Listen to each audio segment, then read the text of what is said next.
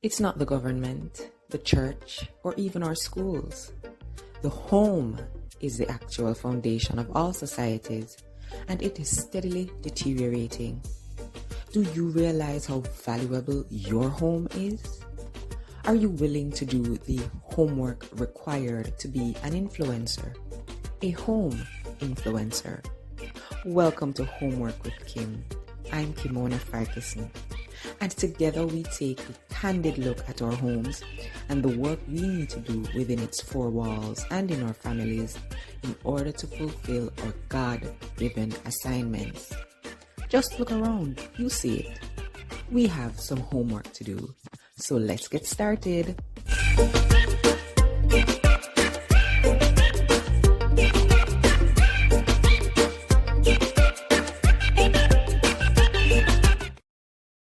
Hello and welcome back to another episode of Homework with Kim, episode 6. Thank you so much for joining me again.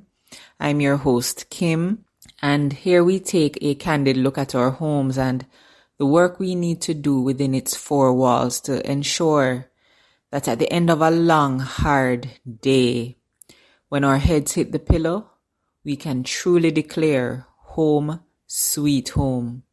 We took a break last week as us Jamaicans celebrated Emancipation Day on August 1, then August 6, Independence Day, commemorating our island's 60th year of independence under the theme Reigniting a Nation for Greatness. And undoubtedly many of us would have participated in a few events, whether in person or virtually, events geared toward the celebrations of Jamaica, land we love. And so with that said, I trust you had a great Emancipendence Week.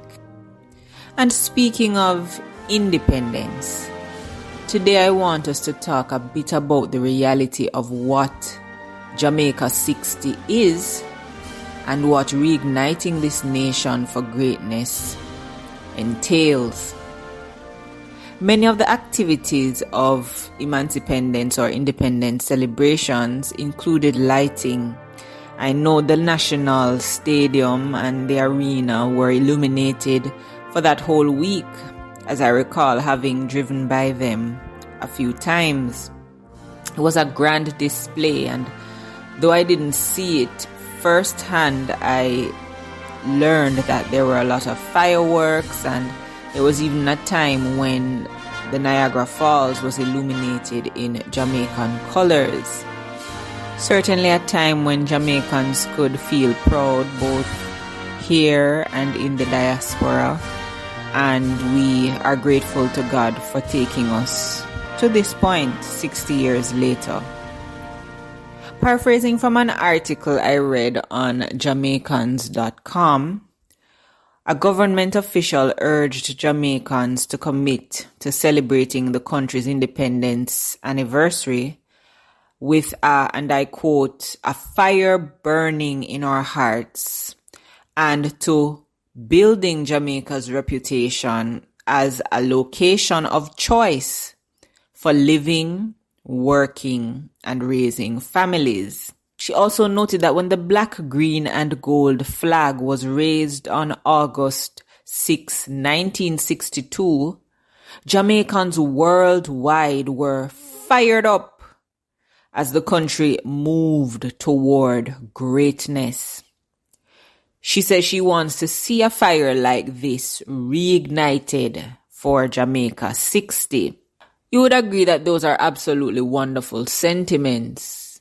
But let's zero in on something here as we are talking about reclaiming our nation by reclaiming our families.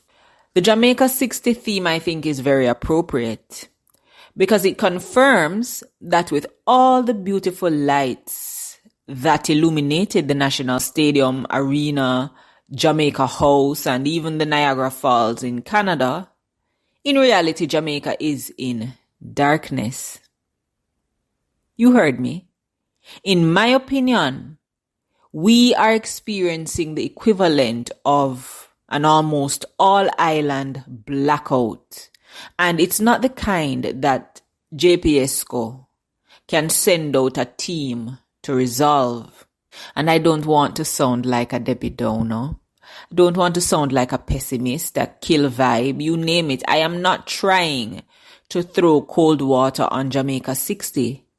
But I also do not want us to, in the midst of these formal celebrations and these feel-good moments, to forget that some of our fellow countrymen, some of our fellow Jamaicans right here on the rock, while we're cheering and enjoying the festivities, some of our fellow men are mourning. They are at home and feeling imprisoned because of the violence that continues to haunt our communities. Light is a wonderful thing. Anyone who gets lost in the dark desires light as soon as possible. If light is not available by the flip of a switch, then a fire will do. Something, anything to provide light, we would take it in order to prevent the situation from being consumed and ruled by the darkness. And light also represents hope. So when we talk about reigniting, we are admitting that there is darkness and there needs to be light, a fire, something to dispel the darkness. Separate and apart from wearing our Jamaican colors, blowing our vuvuzelas, and putting on a show, how do we reignite this nation for greatness? When there is just so much bloodshed with seemingly no end in sight, where the gangs seem to be populated by younger and younger men, now boys, where justice in Jamaica seems to be getting advice from a snail, it's just taking it slow, where we are trying to supposedly build Jamaica's reputation as an ideal place to live, work, and raise families. But we have recurring instances where one whole immediate family is wiped out at one time. Come on, where the news coming out of Jamaica is overwhelmingly disturbing, yet we are using words at Jamaica 60, words diamond and jubilee. Friends, you see, what we ought to realize is that if the Jamaica of 2022 continues down this path, it will be the last place on earth where anyone wants to live, work, and raise families. You mean the same families that are under threat on a day-to-day basis? Do the math, because it's just not adding up for me. How then can we say we want to make this a place of choice with where things are going? Nowhere on earth is perfect, I know. We will only experience perfection when we get to heaven, but let's ask ourselves, what kind of homework do we need to do to help ensure that Jamaica 65 or Jamaica 70, if the Lord allows, is better than Jamaica 60? Not with brighter lights, fancier celebrations, more entertainment, but a safe place. You know, if I have a treasure, something of great value, do you think I'm going to leave it careless? I will want to ensure that it's well protected and secure. I ask the question, oftentimes at the beginning of this podcast, do you know how valuable your home is? And I'm not talking about the walls that are erected and the roof and the furniture from courts. I'm talking about the value of our families. Should we not desire to protect our homes and families, keeping them safe? Let's get candid. From where you sit, how are things looking? Or maybe because some of us can still go stand out at our gates at night, we feel like every little thing is gonna be all right. I think not. And I always find it strange when people say, despite the crime and violence in, Jamaica nice. Come again? You mean to say because my family has not yet been directly impacted by this Lego Beast free-for-all culture, Jamaica nice? That's what you really meant to say? You imagine being in the shoes of people who are living like they are on an episode of Survivor every day, and that's their norm? Can you reasonably tell them, say Jamaica nice? No, friends. Jamaica harsh. Jamaica rough. And if you have children, we must also realize that even if we are not around to experience the effects of where we're going, what we're on the road to becoming or not becoming as a nation, or Picnic them certainly will experience it. Let me tell you how I know for sure that this directly impacts our children and by extension, future. I taught in an after-school reading program in the downtown area a couple of years ago.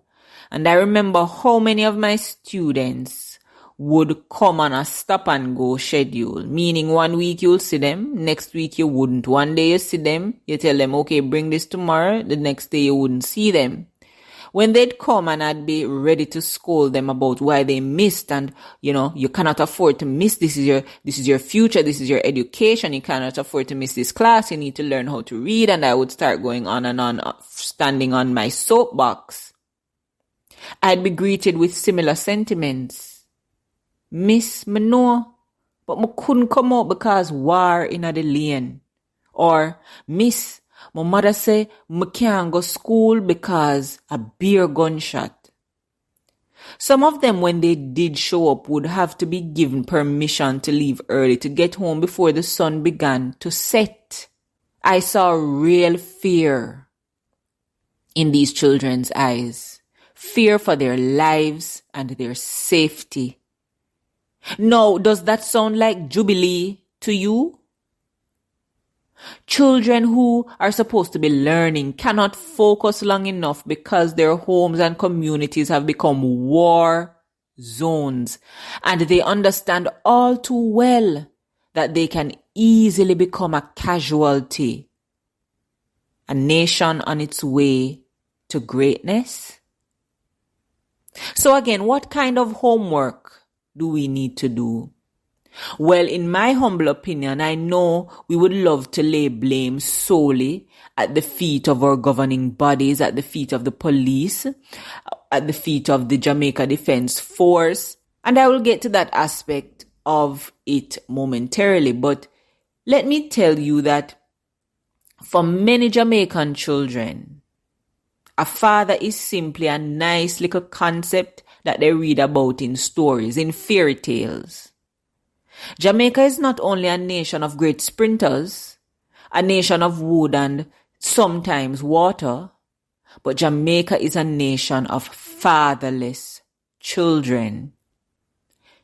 In a 2014 article, Jamaica's Minister of National Security stated quite correctly that one of the primary causes of why so many young men join gangs and engage in a life of crime is the absence of a father figure, stating that paternal deprivation has highly negative effects. And according to studies, fatherless children are 11 times more likely to engage in aggressive behavior, 10 times more likely to join a gang, 6 times more likely to go to prison, and twice as likely to drop out of school. And in case we were still wondering if fatherlessness is directly related to our crime problem, I remember seeing an article some time ago reporting that the leader of a gang known as the Fatherless Crew had met his demise. Imagine your identity being so shaped and wrapped up by the absence of your own father that you decide to call or become a part of a gang known as the fatherless crew. So reigniting this nation for greatness must mean that the picnic them are gonna need them fathers, right? Tell me if that maths add up for you, because it does for me. If you or anyone you know has fathered a child and you have abandoned your responsibilities as a father of said child or children, it is not too late. Go be a father. Make your presence felt consistently. Get involved. Do. We beg you. What else can we do? If you are a man, you can act as a father figure to the fatherless. And in fact, your presence will help to ensure that the fatherless is no longer fatherless. Because what they will need is someone that can guide them, someone that they can call father. Would it be best and wonderful? Would it be the ideal for their biological fathers to be there? Of course. But when we cannot get to the ideal, we try to move to the next best thing. Position yourself as a father figure for those who do not have a father. I can tell you again that within that same after-school program that I referred to earlier, I met only one father. One father. And I heard very often, Miss, me no know my father. I remember one telling me how a particular man was his father. And he said, Miss, them say, I'm my father. And he pointed out the man, but him no pay me no mind. Why do I remember these things so clearly, so vividly? Because when you see such pain in the eyes of a confused child, it is an image that's hard to forget, even if I wanted to. We do have great Jamaican fathers, those who are present, those who care, those who love their children. And right now, that is probably why our reality is not far worse than it is. But it's still very bad. And it's getting worse. So we encourage men that if they man up enough to conceive the child, do not leave them fatherless. And we encourage men that even if you have not fathered your own child, or you may have fathered your own, but you have room to mentor, to be a father figure for another child, another boy, another girl, please do that work. It is well worth it. I really could go on, but I leave it at that. Secondly, I know I said earlier that we ought not to place blame solely and squarely at the feet of our government. But I did not say that there is no blame that is to be placed there.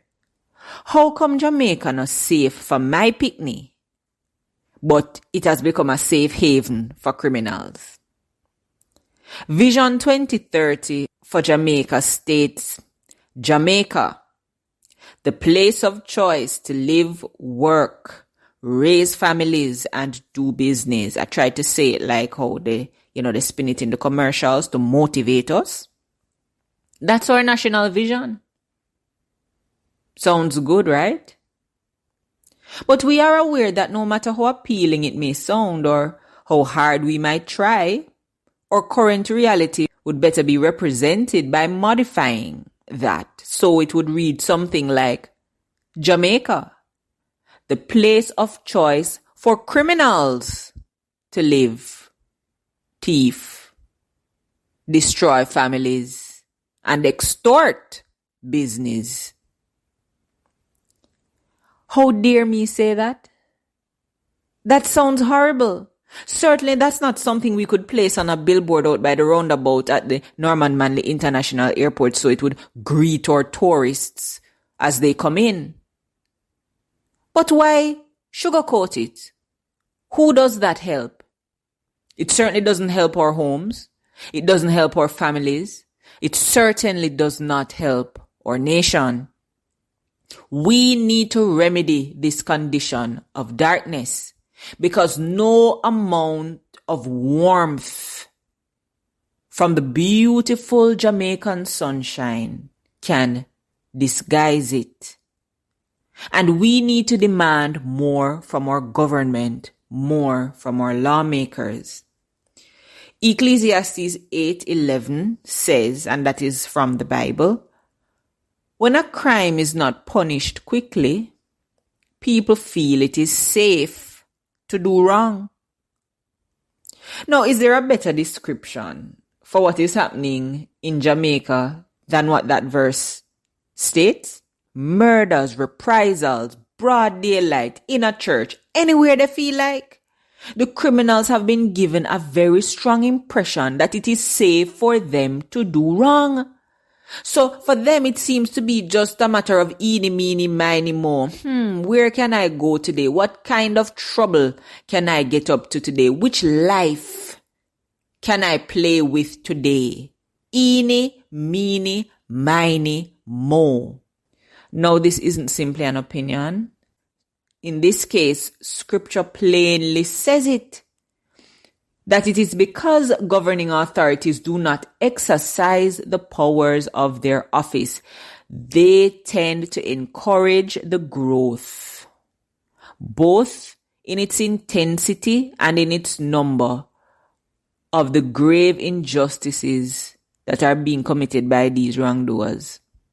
You see, if wrongdoings were punished swiftly, the human nature that is in us, which is really toward doing the wrong thing, will lean more toward the wrong.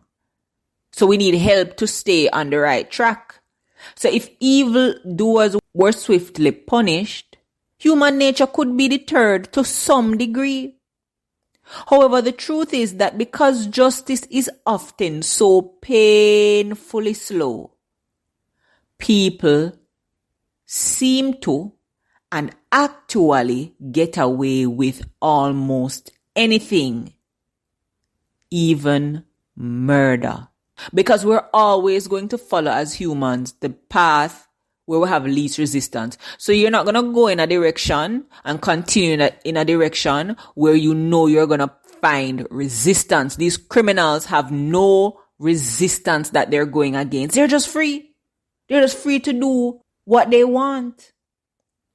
If law breaking is not punished, it quickly grows more frequent and more intense to the point now where these evildoers are literally getting away, not just with murder, but with double murder, triple murder, quadruple murder. It's like they're counting up. Do you realize that it is getting more intense?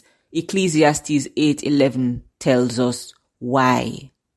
We are living through such a time. Jamaica 60. And so, friends, we must demand at every opportunity we get, whether in person, online, wherever, whichever forum, with social media, we're writing to the editor. We need to make it clear. We need to demand stricter laws and enforcement of those laws that will deter these evil men. Laws that will encourage us, the weak, to cherish. And we ask our eternal Father to give them and us vision, lest we perish. Friends, let's do the homework required to take back Jamaica, land we love, so that it will in fact be a place where we will choose to live, work, and raise our families. My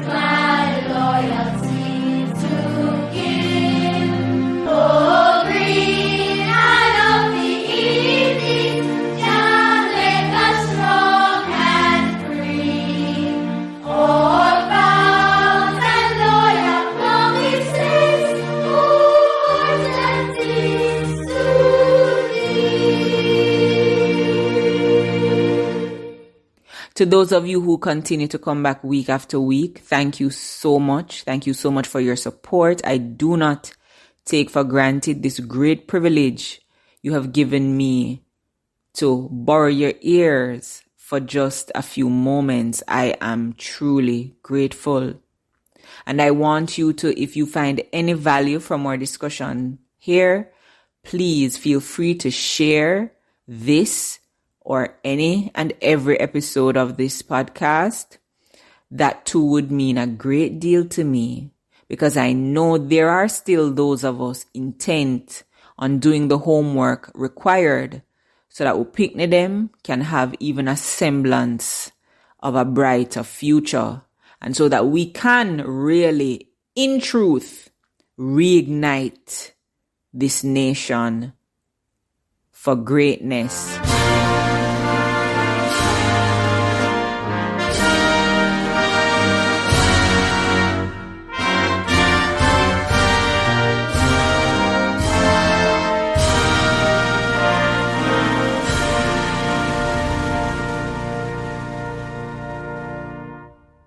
I invite you to follow the podcast on Instagram at HomeWork with Kim, and also to follow my personal page at Sky Mona.